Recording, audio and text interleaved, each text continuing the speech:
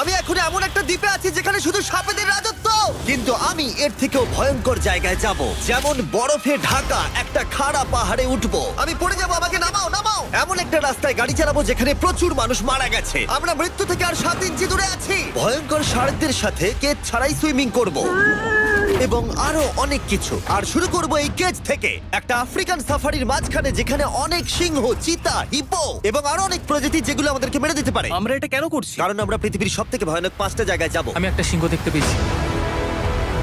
ও মাই god, এটা আমরা কেন করছি? আর যাতে সিংহরা আমাদের কাছাকাছি আসে তাই আমি অনেক মাংস এনেছি। এবং কেজের চারপাশেও ঝুলিয়ে দেব। ভাই আমরা বেঁচে ফিরবো তো? কিন্তু আসলে যে কারণে এই জায়গাটা বেশি ভয়ঙ্কর সেটা হলো সূর্য ডুবে যাবার পরে আমরা দেখতে পাই না, কিন্তু ওরা দেখতে পায়।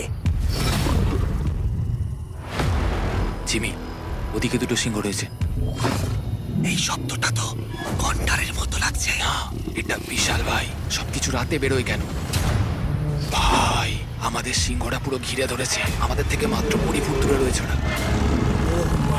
সিংহগুলো আমাদের চারপাশে ঘুরেই যাচ্ছিল। আমরা হয়তো এই ভিডিওটা করতে গিয়ে মারাই যাবো। আর এটা তো সবে শুরু, কারণ এই ভিডিওতে পরের জায়গাগুলো আগের জায়গার থেকে আরো অনেক বেশি ভয়ানক হতে চলেছে। শেষে থাকবে এমন একটা দ্বীপ যেটা সম্পূর্ণ বিষাক্ত সাপে ভরা। আর এবার আমরা আইস ক্লাইম করব একটা বিশাল ভয়ানক ঠান্ডায় জমে যাওয়া জলপ্রপাত। এখান থেকে ফিরে আসার কোনো উপায় নেই। এই দুটোর মধ্যে যে কোনো একটা পথ দিয়ে এই বিশাল খাড়া পাহাড়ে উঠতে হবে এই ব্লেডেড বুটস আর এই আইস পিক্সের সাহায্যে। আমার জীবনে করা এটা সবথেকে ভয়ানক জিনিস।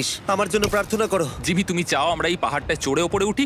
হ্যাঁ, এটা অসম্ভব। সত্যি কথা বলতে আমার মনেই হচ্ছিল না এটা আমরা করতে পারবো। তারপর নোলানের সাথে যা হলো তাতে আমরা আরো বেশি ভয় পেয়ে গেলাম। আমি পারবো না বন্ধুরা, একটু দাঁড়াও। আমি বেরিয়ে যাচ্ছি, আমি পারবো তুমি না। হাল ছাড়তে পারো না। না, আমি পারবো না। আমার বিশ্বাসই হচ্ছে না নোলান এটা করবে। সত্যি ভাবিনি। নোলান কুইট করলো। আমরা কিন্তু প্রায় ওপরের দিকে রয়েছি। তোমরা এখন হাফ অবধি এসেছো।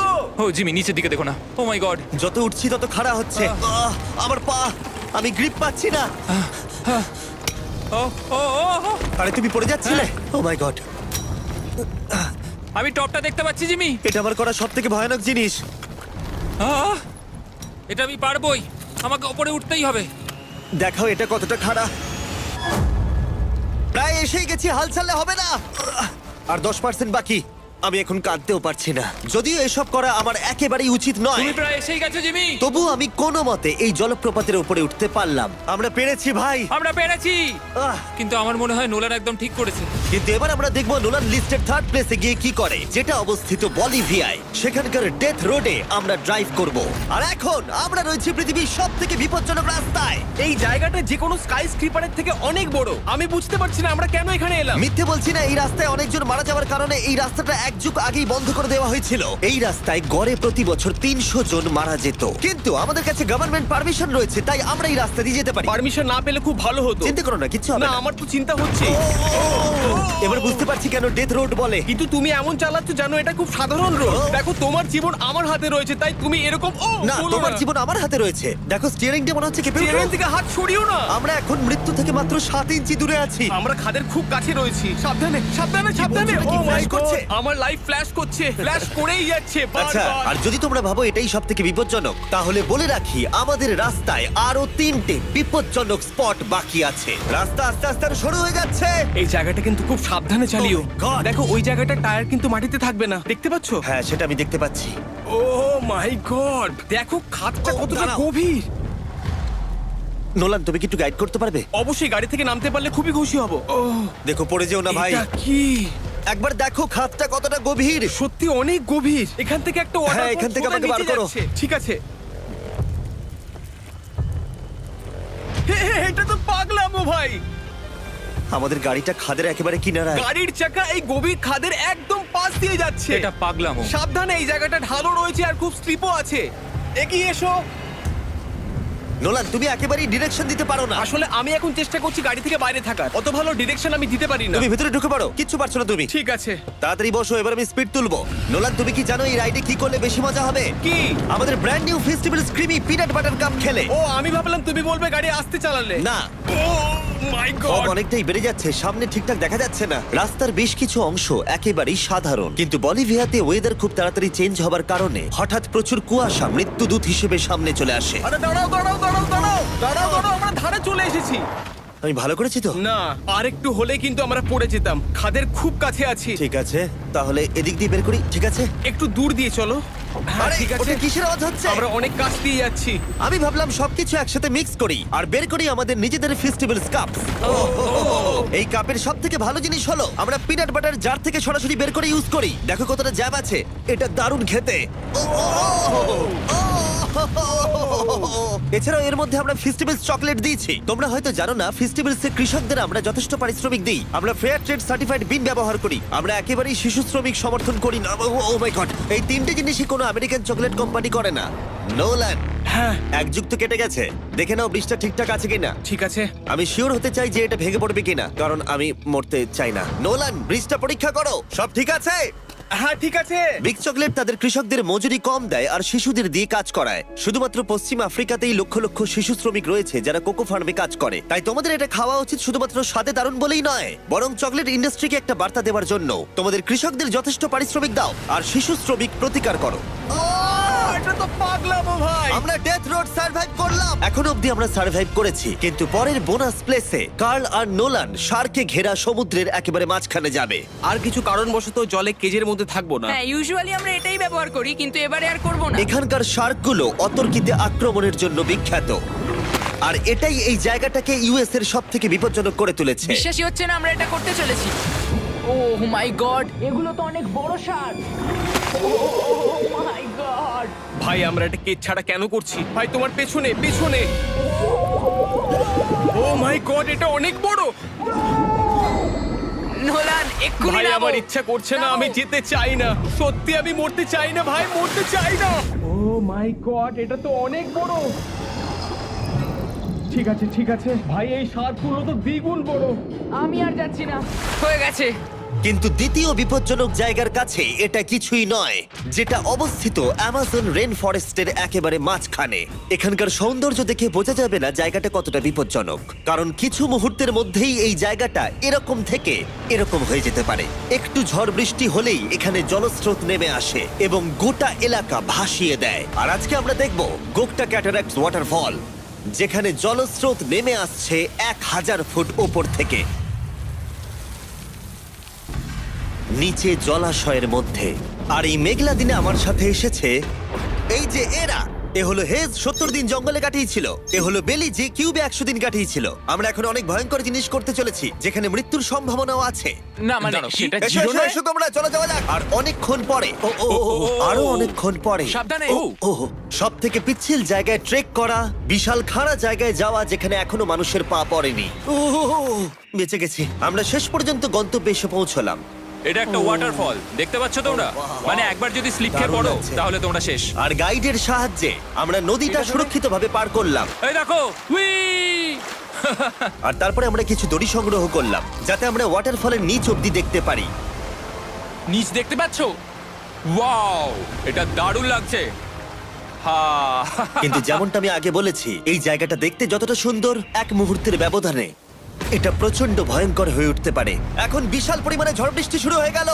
এই জন্যই এটাকে পৃথিবীর সব থেকে ডেঞ্জারাস প্লেস বলা হয়। এই ওয়াটারফলটা এখন আস্তে আস্তে অনেকটা ছড়িয়ে যাবে, অনেকটা জল বেড়ে যাবে, সবকিছু ভাসিয়ে দেবে। এখানে এখন জল অনেক বেড়ে যাবে আর আমাদের বেরোতে হবে। আমরা কি রোপগুলো ব্যবহার করে ওয়াটারফলের পাশ দিয়ে নিচে নামবো? না, একদমই নয়, এটা খুবই বাজে আইডিয়া জিম। আমরা এখন জঙ্গলের মাঝে ফেসে গেছি, এটা তো বাজে ব্যাপার। কত রিস্ক আছে। জিমির দিক দিয়ে কিন্তু কাদা আসছে, অনেক কাদা। আর যে কোনো মুহূর্তে এখানে বাজও পড়তে পারি। আর সত্যি আমি চাই না তুমি মরে যাও। তাই আমাদের ইউটিউব ভিডিও এমার্জেন্সি অপারেশনে বদলে গেল। একটাই উপায় আমরা বেরোতে পারবো, একই পিচ্ছিল এবং খাড়া পথ দিয়ে আমাদের ফিরতে হবে। আর কিছুক্ষণ বৃষ্টি হলে এই জলস্রোত সবকিছু ভাসিয়ে দেবে। তোমরা দেখতে পাচ্ছ জলের পরিমাণ অনেকটা বেড়ে গেছে, আমাদের রাস্তাও ব্লক হয়ে গেছে। আমাদের এই দড়ির সাহায্যে বেরোতে হবে, অনেকটা সময় লাগছে। তোমাদের মনে আছে যখন আমি এই নদীটা পার করছিলাম আর হাসছিলাম? হুই! এখন আর একদম হাসি পাচ্ছে না। আমার সত্যি খুব ভয় করছে, যদি আমি পড়ে যাই। এই যে সেই ওয়াটারফল, যেখানে আমি তলিয়ে যাব। জলের স্রোত দেখো, মানে দেখো, আমি মজা করছি না। এই দড়িটা ধরো আর নিজেকে ঠেলে ওপরের দিকে ওঠো। আমাকে মরতে দিও না। আর অনেকক্ষণ পরে জল আর কাদার বন্যায় ট্রেকিং করে আমরা এই পাহাড় থেকে প্রাণে বেঁচে ফিরলাম। এখন আমরা পৃথিবীর সব থেকে মারাত্মক জায়গায় যেতে চলেছি। আমাদের লিস্টে পৃথিবীর ভয়ঙ্করতম জায়গার মধ্যে 1 নম্বর। আর এই ভিডিওটা সব থেকে ভালোভাবে শেষ করার জন্য আমরা এসেছি পৃথিবীর সব থেকে বিপজ্জনক আইল্যান্ডে। কেন এমন আইল্যান্ডে যাচ্ছি যেখানে কিলিং মেশিন ভর্তি? মনে হয় আমরা মরবো। Bye bye. এখন থেকে অফিসিয়ালি আমরা কাল অবধি আছি। এটা সত্যি, আমরা পৃথিবীর সব থেকে বিপজ্জনক আইল্যান্ডে সারা রাত কাটাবো। আর আমাদের প্রতি পদক্ষেপে থাকবে অজস্র সাপ। শুধুমাত্র স্পেশালাইজড পোশাক আমাদের বাঁচাবে এই সমস্ত ভয়াবহ বিষধর সাপের হাত থেকে। যে কোনো জায়গায় সাপ থাকতে পারে, তাই না? হ্যাঁ, জিমি, কি হবে যদি কোনো সাপ আমাদেরকে কামড়ে দেয়? বেসিক্যালি যেই বিষ তোমাদের রক্তে এসে মিশবে, তোমাদের স্কিনের কালার চেঞ্জ হয়ে যাবে আর 1 ঘন্টার মধ্যে তোমরা মারা যাবে। এটা খুবই ভয়ের বিষয় যে আমি যে কোনো সেকেন্ডে মরে যেতে পারি। এটা পাগলামো ভাই। গোটা আইল্যান্ডটা কিলিং মেশিন দিয়ে ভর্তি। এটা কিন্তু দারুণ ব্যাপার। ওপর থেকে কিন্তু দারুণ লাগছে জায়গাটা। তুমি এখান থেকে পড়ে গেলে কিন্তু মরে যাবে। হ্যাঁ, সেটা আমি জানি। সবাই খুব সতর্ক থেকো। তোমরা হয়তো ভাববে স্নেক আইল্যান্ড নাম বলে এখানে হাজার হাজার সাপ ওপেন ঘুরে বেড়াবে, কিন্তু মাটিতে বসবাসকারী প্রাণীদের সাপগুলো মারার পরে ওরা এখন গাছের পাখিদের শিকার করে, কারণ এখন ওরাই একমাত্র জীবিত শিকার। এখন আমরা অফিসিয়ালি জঙ্গলে প্রবেশ করছি। যে কোনো মুহূর্তে সাপ গাছ থেকে লাফ দিয়ে আমাদেরকে কামড়াতে পারে। এতক্ষণ পায়ের চিন্তা করছিলাম, এখন তো গাছ থেকে সাপ পড়ারও আশঙ্কা রয়েছে। এটা পাগলামো ভাই। ও ও ও, এখানে একটা আছে, আমার মুখের সামনে ছিল। এই সমস্ত সাপেদের ধরে বিজ্ঞানীরা তাদের বিষ বের করবে, আর সেটা দিয়ে তারা অ্যান্টিভেনাম তৈরি করবে। দাঁড়া, ওটা বিষধর। হ্যাঁ তার মানে ওটা আমায় কামড়ালে আমি মরে যাব? হ্যাঁ, ও, ও, ও, ও, ও! ভালো করে কিন্তু ধরে রাখবে। এটা একটা বাচ্চা। ও না না, এ তো হারিয়ে গেল। তুমি এটাকে ফেলে দিলে? না, পালিয়ে গেল। এটা পালিয়ে গেল। কিন্তু তুমি, মানুষটা সাপটাকে এমন ভাবে ফেললো যেন আমি আমার ফোন ফেলেছি। যত আমরা জঙ্গলের গভীরে ঢুকছি, ঝোপঝাড়গুলো খুব ঘন, আমি আমার সামনে 2 ফুটও দেখতে পারছি না। যে কোনো জায়গায় সাপ থাকতে পারে। আরো বেশি সাপ দেখতে পাচ্ছি। এখানে ও, একটা ও, ও। আর ওখানে একটা। এবার কিন্তু ছাড়বে না, ঠিক আছে? ঠিক আছে। তাড়াতাড়ি ভিতরে ঢুকিয়ে দাও। এই সাপের বিষ কতজন মানুষের জীবন বাঁচাতে পারে? প্রায় 1000 জনের। ও, এটা তো অসাধারণ। সারা বিশ্বের যত অ্যান্টিভেনম পাওয়া যায় তার 90% ব্রাজিল থেকেই পাওয়া যায়। তার মানে হলো যতগুলো সাপ আমরা ধরবো তত হাজার মানুষের জীবন বাঁচবে। জিমি, ওখানে আরেকটা সাপ রয়েছে। ও মাই গড, এটা তো বিশাল। আমরা অনেক খুঁজে পাচ্ছি, ওরা বাইরের দিকে তাই আসছে। দিনের বাকিটা সময় আমরা এই বিষাক্ত সাপগুলোকে ধরতে সাহায্য করলাম। এমনকি আমরা বিজ্ঞানীদের রিসার্চেও সাহায্য করলাম। দেখো, এই সাপটা মাটি থেকে 15 ফুট উপরে রয়েছে, আর সায়েন্টিস্টরা আমাদের গাছটাকে নাড়াতে বললো যাতে এটা নিচে পড়ে যায়। এই গাছগুলোর নিচে আমি কখনোই ক্যাম্পিং করব না। ও তো একটুও নড়ছে না। অনেকগুলো জীবন বাঁচাতে হলে আমাদের অ্যান্টিভেনম দরকার। অন্ধকার ঘন হয়ে এলে আমরা সার্ভাইভ করার দিকে মন দিলাম। এবার ক্যাম্পিং এর সময়।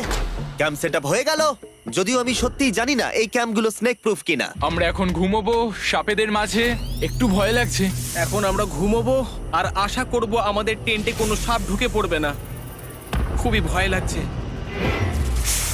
আমি বাড়িতে গিয়ে শান্তিতে ঘুমোতে চাই। তাই আমাদের মনে একটাই চিন্তা ঘুরপাক খাচ্ছিল, যত তাড়াতাড়ি সম্ভব এখান থেকে বেরোতে হবে। আমি শুধু বাড়ি যেতে চাই। একটা বিশাল আইস মাউন্টেনে ওঠা থেকে শুরু করে এমন রাস্তায় ড্রাইভ করা যেখান থেকে 1000 ফুট নিচে পড়ে যাবার সম্ভাবনা আছে, শার্কে ঘেরা সমুদ্রের মাঝে সাঁতার কাটা কোনো কেদ ছাড়াই, এবং সবার শেষে আমরা স্নেক আইল্যান্ড সার্ভাইভ করেছি এবং কেউ মরেনি। দেখার জন্য ধন্যবাদ। তোমরা আমার brand new festival creamy peanut butter cup খেও। এই রিটেলার গুলোতে পাওয়া যাচ্ছে। আমি চকলেট ইন্ডাস্ট্রিকে একটা বার্তা দিতে চাই, চকলেটের উৎপাদনকে সুরক্ষিত করো। ব্যাকের কিউআর কোড স্ক্যান করে শিখে নাও কিভাবে বিস্ট গেমস এর সিজন 2 এর বাকি 50টা স্পটে নিজের জায়গা করবে।